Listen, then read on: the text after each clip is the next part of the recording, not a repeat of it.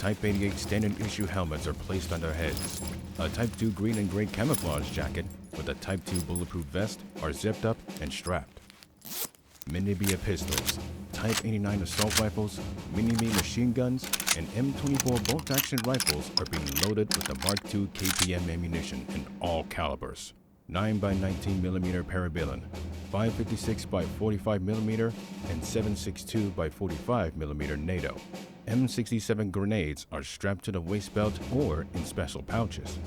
The 84 recoilless rifles and Panzerfaust 3 rocket launchers are put into safety as the KPM rockets are loaded.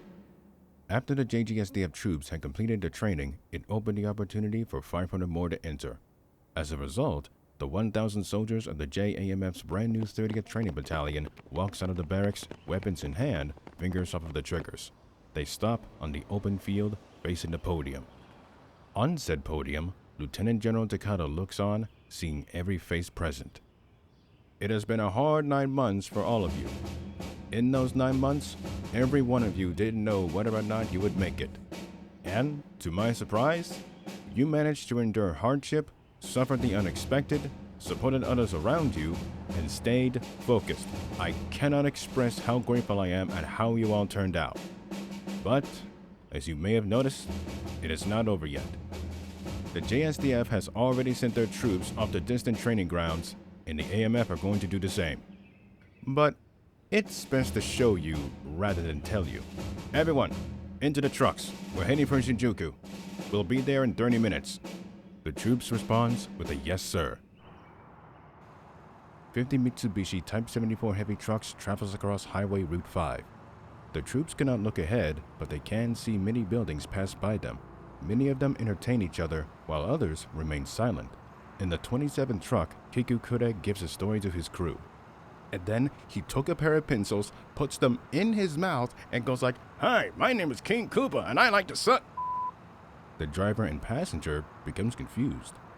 Inside truck 42, Yoshie Nakanishi tells a story to her colleagues. So, I was minding my own business when I was approached by an old man who said, Oh, you're part of the AMF? And I said, yes, sir.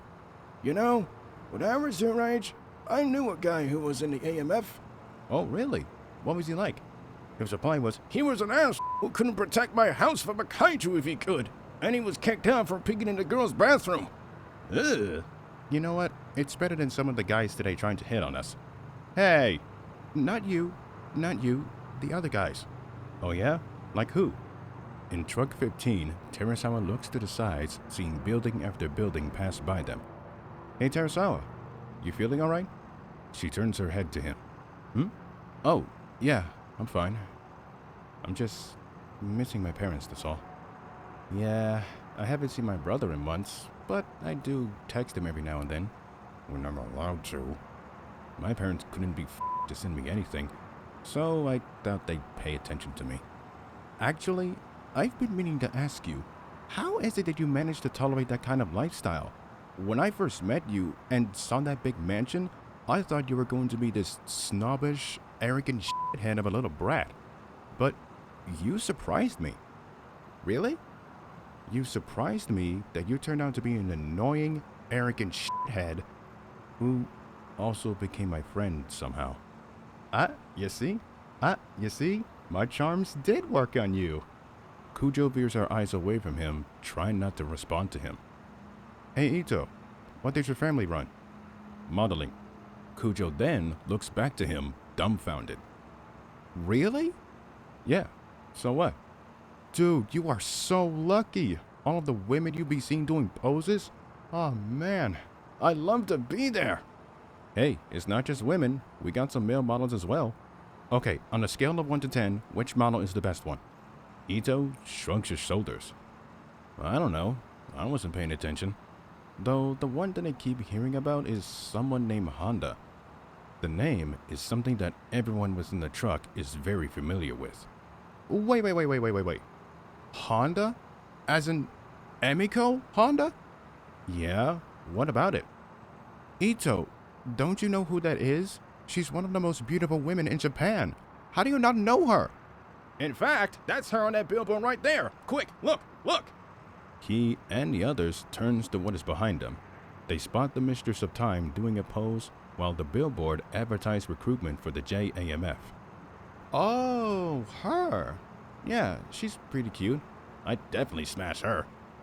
Too bad, because her girlfriend would rip your balls off if you tried. Everyone around her are stunned, baffled even. Hold on, she's gay? Huh. Good for her. Good for her. I'm surprised it didn't turn into a scandal. Right? And I'm surprised it didn't, considering who she's dating. Oh, really? Who she's dating? She nudges forward. She ushers them to get closer. They lean in to listen to her more clearly. Baradagi. Eyes widens. Bafflement turns into shock bewilderment. What the f?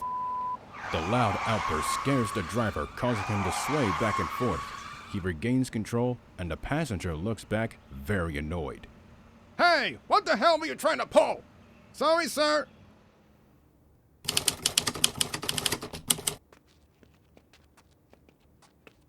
Lieutenant General Takada leads his group of soldiers down a stone stairwell. Moments later, they reach the bottom floor and continue on foot down a 20-meter high, 30-meter wide corridor. All of them do not know what lies ahead, but to them, it is best not to guess at this point, though there are some lingering thoughts. Hey, where do you think we're heading to? Beats me. I'm trying to figure out how they managed to build all of this. Further and further down the corridor feels as though there is no end in sight. But the feeling is negated as they approach a pair of blast doors. Takada turns around, seeing his men and women stopping in their tracks. Right, here we are. Your final exercise. You all might be wondering why you are carrying live rounds of KPM.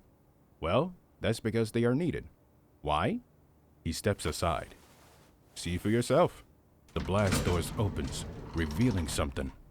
It reveals nothing. Pitch black darkness beyond the eye can see. With little choice, the soldiers walks through. Their feet steps through. Ceiling lights, much brighter than usual, turns on above them. Another row of lights turns on. Row upon row of ceiling lights turns on as all of the 1,000 soldiers enters. Their eyes darts all around them.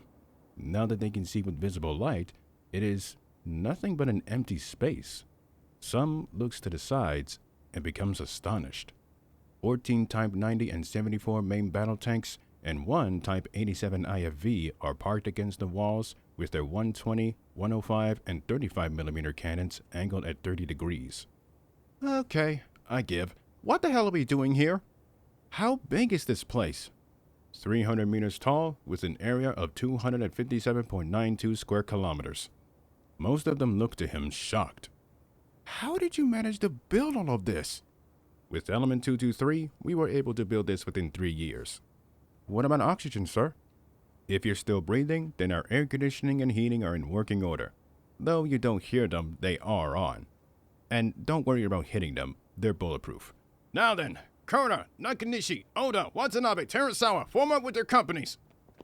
The troops scrambles to their designated companies. The first tank company forms behind Kure, the second company behind Nakanishi, the third behind Oda, the fourth behind Watanabe, and the fifth behind Terasawa, the latter of which Kujo, Ito, and Hayama are a part of. The lieutenant general puts his hands behind his back and walks slowly from one end to the other. All of you will be facing Kaiju from Category 0 to 5. Act accordingly, do not falter, and do not flinch.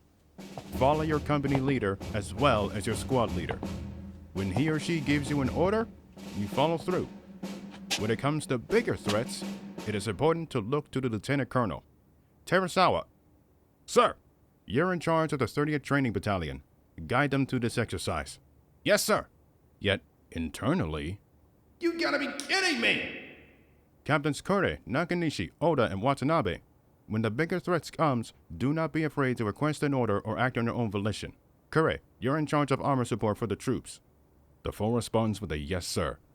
Finally, when you spot any weaknesses within Kaiju, act accordingly, and be ready for any surprises. Are you ready? The soldiers responds with a yes, sir. Takada smiles. Good. He lifts his head up slightly. He nods, then looks back at them.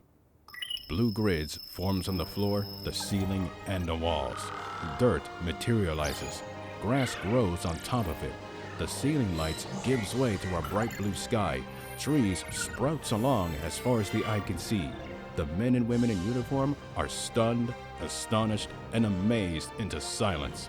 Words cannot express how they are feeling at this very moment. Welcome to the KWS, the Kaiju Warfare Simulator. Now, move out! 7:00 a.m. Near a body of water, the first tank company moves slowly across the land. Kure, commanding one of the tanks, looks all around him. Keep your eyes peeled. They continue to advance slowly. In many other positions, the companies are scanning the grounds for any activity. Inside of the command center within the AMF HQ, Lieutenant General Takada enters through the doors. He stomps onto the platform, where it elevates him down to ground level. He walks further up and stops beside the general's chair. General? Supreme General of the AMF, Shinsuke Shindo, turns his head to him. He nods and looks back up ahead. Takada looks to see the telekinetic empress and her husband standing by the chair's right side. Are you sure they can handle this? Yes, sir. I feel really bad watching this. Don't worry, let's just see what happens. Let's get started. Hirasawa's 5th company continues to trek through the trees and grass of the forest. The Kaiju scanner in the hands of Sergeant Hideki Suzama detects something. Ma'am, I'm getting something. Category 0 minor. She stops and turns her body to him. Where is it? It's not one. It's not one. It's many. Where? Everywhere. All companies, we got contact. Look all around. The 1st to the 4th receives the message from their battalion leader. They remain in place, weapons pointed in many directions. Tanks' machine guns looks all around them. They hear squeaks coming from all directions. They look and turn, aiming their Howa rifles and mini-me machine guns. Sitting up on the trees in the hills, sniper teams are scanning the areas to see where the enemies are located. One of the spotters catches something. Enemy spotted, 500 meters, due northeast. Private First Class Katsuro Fiji slightly turns his bipod M24. He spots a creature 8 meters in length and crawling on its legs. I see it. It's a Meganulon. Ugly little bastard. A Meganulon? Shh. How the hell are we supposed to find a weakness? His sentence is interrupted by the thunderous crack of his rifle and scaring the man himself. Many others hears the gunfire from the distance, but the 5th company hears the painful shriek before it falls silent. Ito slowly clears the bushes. He and the others spots the dead Meganulon and the bullet wound in its left eye that did it in. The bushes all around them rustles. All companies be advised. Their weakness is the eyes. Aim for them. The Meganulon, 200 in total, reveals themselves. Gunfire is unleashed. The bullets hits the claws and upper body. None of them penetrates through its carapace skin. All units, you heard the sniper team. Aim for their eyes. All tanks, use the machine guns. Don't use the cannons. The M2 Browning and mini-me machine guns rains a hail of bullets one after the other. The cruise fires in short 10-round bursts instead of mag-dumping all at once.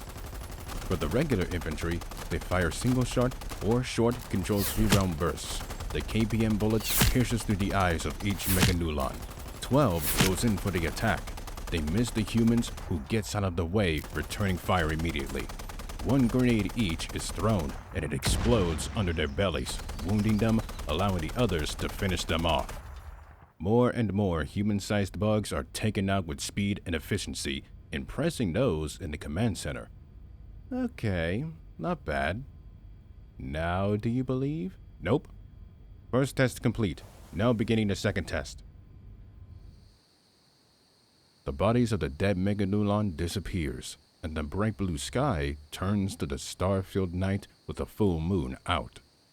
All companies, status report. We're in one piece, ma'am. All tanks are accounted for. More reports from the 2nd, 3rd, and 4th come in, all in good condition. The detectors catches another wave of kaiju, this time Category 1 troopers, Meganula. Realizing that it could be airborne, most of them look to the sky. Yet within the very moment of gazing upwards, the eyes of Oda's 3rd Infantry Company catches the winged, human-sized dragonfly. They're on the trees! Once again, the assault rifles and machine guns are unleashed. A swarm of 300 meganula flocks into the skies. Above the trees, it becomes very difficult to see. Switch to night vision. The AN-PVS-14 night vision goggles drops to in front of their eyes. Visibility becomes much more clearer, but the issue remains that the dragonfly are still above the trees. To hell with this! Ito fires a burst through the branches and leaves. The bullets, illuminated by a green glow, hit something.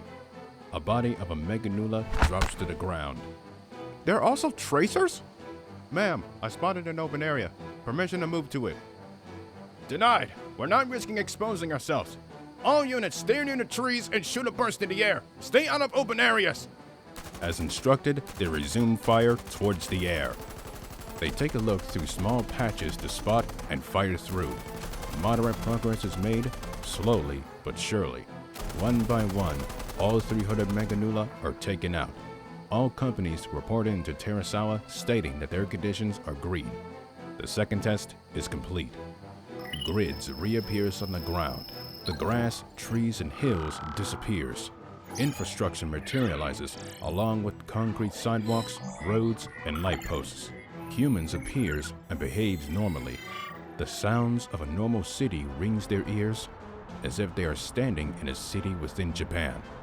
Okay, now that was cool. Soldiers, in this scenario, you will have to face Kaiju in an urban environment. Get ready for Category 2 nights. Roger that. Over and out. Kaiju sirens blares. The civilians are guided by foot soldiers getting them into the Kaiju shelters. Minutes later, all streets are clear of civilians. But it is filled with Kaiju. This time, Destroyer juveniles. The third test begins. Switch to incendiaries. Aim for the chests. As the simulated battle rages, the officers and generals watches on within the command center. Every bullet penetrates through the stomachs, while the soldiers themselves dodges the micro-oxygen rays fired from the crustaceans' mouths. They've done their homework. Very nice. I guess it's not enough for you? You read me like a book. Shinsuke, I'm genuinely surprised that you managed to pull all of this together. Well, thanks to the Naboyan Battlecruiser's Rex, it was possible to make the simulator.